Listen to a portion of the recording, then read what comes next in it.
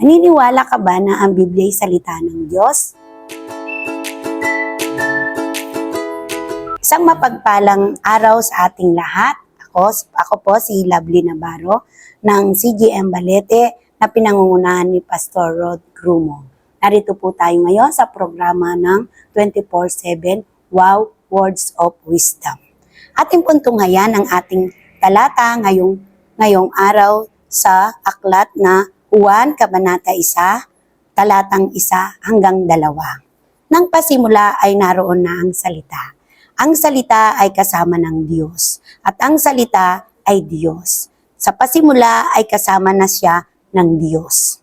Sa atin pong nabasa na salita, malinaw na sinasabi dito na ang salita ay Diyos. Ibig sabihin, ang Biblia ay salita ng Diyos.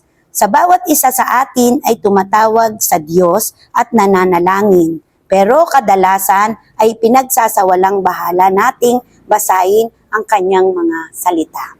Kaya upang mas mahikayat kayong basahin ang Biblia, ating pagtatalakayan ang mga bagay na ibinibigay ng salita ng Diyos.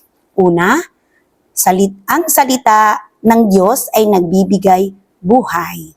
Sa aklat po ng Mateo, Kabanata 4, talatang 4, ngunit sumagot si Jesus na susulat, ang tao'y hindi lamang sa tinapay nabubuhay, kundi sa bawat salita na nagmumula sa bibig ng Diyos. Kung paanong napapalakas ng pagkain ang ating katawan, ganoon din naman tayo'y pinalalakas ng salita ng Diyos. Sa bawat pagbabasa ng kanyang mga salita, nagkakaroon tayo ng mga pinanghahawakang pangako, mga salitang nagpapatatag sa atin tuwing tayo ay nanghihina. Ang buhay sa mundong ito ay nagwawakas. Lahat tayo ay namamatay. Ngunit ang kaloob ng Diyos ay buhay na walang hanggan. Para sa mga taong sumasampalataya sa Kanya, yan ay nakasaad sa kanyang kasulatan. Kaya basahin ang Biblia dahil ang kaloob nito ay buhay na walang hanggan. Ikalawa, ang salita ng Diyos ay nagbibigay karunungan. Basahin po natin sa Kawikaan, talatang 2, kabanatang 6. Sapagkat si Yahweh ang nagkakaloob ng karunungan, sa bibig niya ang kaalaman at unaway bumubukal. Kapag binasa natin ang salita ng Diyos, nagkakaroon tayo ng karunungan na magagamit natin sa pang-araw-araw na buhay. Mga kaparaanan para masigit na mapainam pa ang mga bagay-bagay, tinuturuan din tayo nito kung paano ba mamuhay ng may tamang relasyon sa Diyos at tamang pagpupuri at tamang paggalang. Sa Santiago 1, talatang 5 ay nakasulat, ngunit kung ang sinuman sa inyo ay kulang sa karunungan, humingi siya sa Diyos at siya'y bibigyan, sapagkat ang Diyos ay nagbibigay ng sagana at di nanunumbat. Lahat tayo ay kulang pa sa karunungan, maging ang matalinong tao ay kulang nito. Araw-araw ay marami tayong natututunan at ganoon din sa salita ng Diyos. Maraming talata ang nagbubukas ng ating kaisipan tungkol sa kasalanan. Marami din tayong ginagawa na akala natin ay okay lang dahil ginagawa din naman ito ng karamihan. Ngunit dahil sa karunungan na ipinagkaloob ng Diyos sa pamamagitan ng kanyang salita, nababago ang ating pananaw at ang ating buhay. Napakagulo ng mundo, ngunit kailanman ang taong ginagabayan ng salita ng Diyos ay hindi maliligaw. Ikatlo, ang salita ng Diyos ay nagbibigay kapayapaan. Sa aklat ng Pilipos, Kabanata 4, talatang 6 hanggang 7, huwag kayong mabalisa tungkol sa anumang bagay. Sa halip, hingin ninyo sa Diyos ang lahat ng iyong pangangailangan. Sa pamamagitan ng panalangin, may pasasalamat.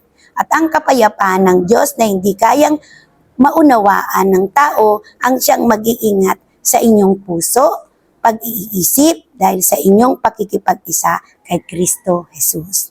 Napakalinaw po na kapayapaan ang kaloob ng Diyos. Habang nagbabasa ka pa lamang ng kanyang salita, kapayapaan, kaya tinutupad sa salitang ng Diyos, ikaw ay payapa na. Alam mo na ang iyong ginagawa ay tama at nakaayon sa kagustuhan ng Diyos. Pawang katotohanan ang laman ng Biblia, kaya di ka kakabahan at walang puwang ang takot dahil ang Diyos ang iyong kasama.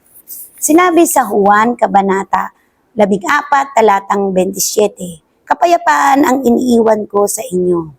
Ang aking kapayapaan ang binibigay ko sa inyo. Hindi ito katulad ng kapayapaang ibinibigay ng mundo. Huwag na kayong mabalisa, huwag na kayong matakot. Sinabi din sa Awit, Kabanata 23, 1-2. Si Yahweh ang aking pastol, hindi ako magkukulang. Pinahimlay niya ako sa luntiang pastulan at inaakay sa tahimik na batisan.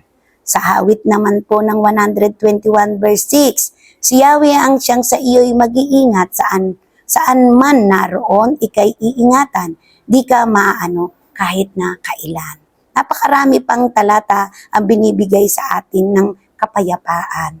Kaya kung ikaw ay tunay na nagtitiwala at tumutupad ng salita, huwag kang mangamba dahil kasama mo ang Diyos.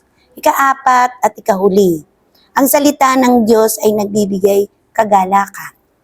Sabi sa unang Juan, Kabanata 1, talatang 4, sinusulat namin ito upang malubos ang ating kagalakan. Marami ang ayaw magbasa ng Biblia kasi nalalaman nila na sila ay makasalanan. Takot silang malaman ng tunay nilang kalagayan sa harapan ng Diyos. Ngunit kung ikaw ay mananampalataya, kagalakan mo ang maituwid dahil alam natin na hindi tayo perpekto. Sinabi naman sa Pilipos, Kabanata 4, talatang 4, magalak kayong lagi sa Panginoon. Inuulit ko, magalak kayo. Pinagdiinan dito na dapat tayong magalak, hindi po hinahanap ang kagalakan. Ito ay pinipili kahit tayo ay nasa gitna ng problema. Marami tayong kagalakan dahil alam natin na di tayo nag-iisa. Maaari tayong magalak dahil alam natin na mapagtatagumpayan ito ng Diyos na buhay na ating sinasamba. Bilang pagtatapos, nawa ay naunawaan natin ang mga bagay na binibigay ng salita ng Diyos. Buhay, karunungan, kapayapaan, at kagalakan. Ngunit ang mga ito ay di natin matatanggap kung hindi natin babasahin ang Biblia. Dahil sa pamamagitan ng mga salita, mayroon na tayong mapanghahawakan sa ating buhay at sa ating panalangin. Tayo po ay manalangin na. Dakilang Diyos, sobrang salamat po, Panginoon, sa salitang nahayag. Naway na pagpala ang bawat isa. Panginoon, pangunahan niyo po kaming lagi kaming magbasa ng iyong mga salita, lagi pong magbulay, Panginoon.